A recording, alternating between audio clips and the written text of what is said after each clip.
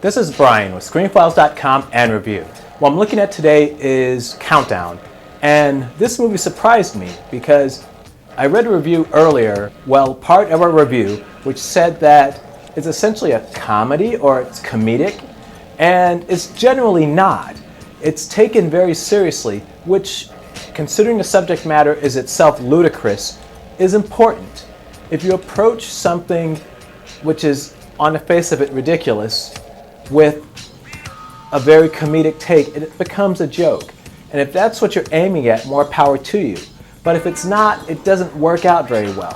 One of the more comedic horror movies, An American Werewolf in London, wasn't a comedy.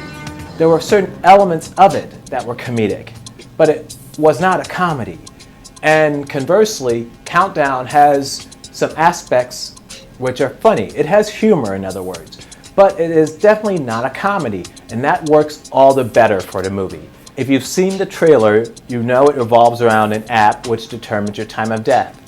And why that is kind of sketchy. While at the same time it leaves open the idea for a sequel, you don't quite know why this app exists. Beyond app exists. And that's okay. But the problem with it is, under the circumstances and considering what it does, it'd be kind of good to know what was behind that, as in why this is happening. But that's, as I said, that leaves open the possibility of a sequel, as in they go further into why this app exists, which would be interesting to see. Though it's not a perfect movie by any stretch. There's an element that revolves around this priest who determines that the app is kind of a curse.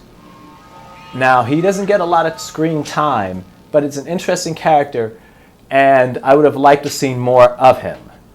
Conversely, there's an element revolving around an attempted, I want to say attempted rape, but that's a little strong because it wasn't necessarily a rape, but someone who assumed a character had romantic intentions toward them.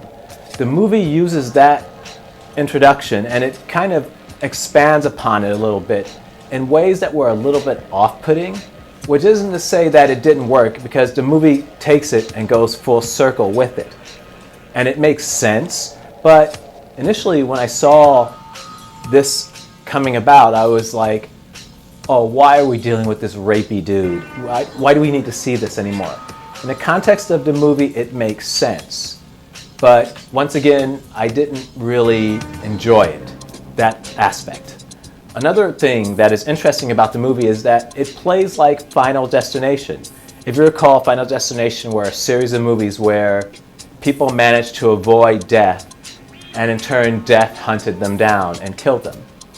With Countdown, it actually wasn't a random process, in the sense that, let's say if you were destined to be on a train or a plane or whatever, and that plane or train were going to be in an accident, but you managed to not be on that plane or train. So therefore, the curse worked by this demon that would hunt you down and kill you, because technically speaking, you're destined to die anyway. Though that's problematic, if only because, let's say, hypothetically speaking, you didn't install the Countdown app and you didn't go on that train, plane, or whatever, and you survived it. What happens then? Probably nothing. See, the concept is not well fleshed out, and given any real scrutiny, doesn't make sense. And when I say that, I mean within the context that the concept lives, i.e. the movie. It doesn't really make sense. But that's the thing though. It's a good-looking movie. It's well acted. In fact, I think better than well acted. It's very well acted considering the subject matter. And it's taken seriously enough that as a viewer, you kind of go with it. And it's only in hindsight that you realize it doesn't make a lot of sense, but that's okay. I really enjoyed Countdown. I know there's going to be a sequel. I mean, the budget of this movie was under $7 million.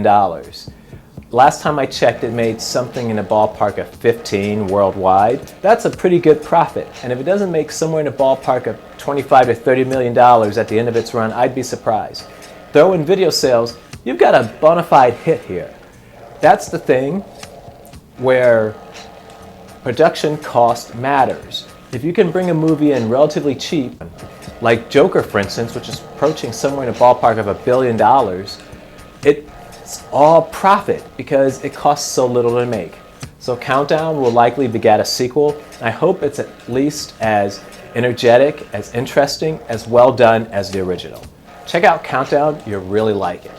This is Brian with ScreenFiles.com and Review.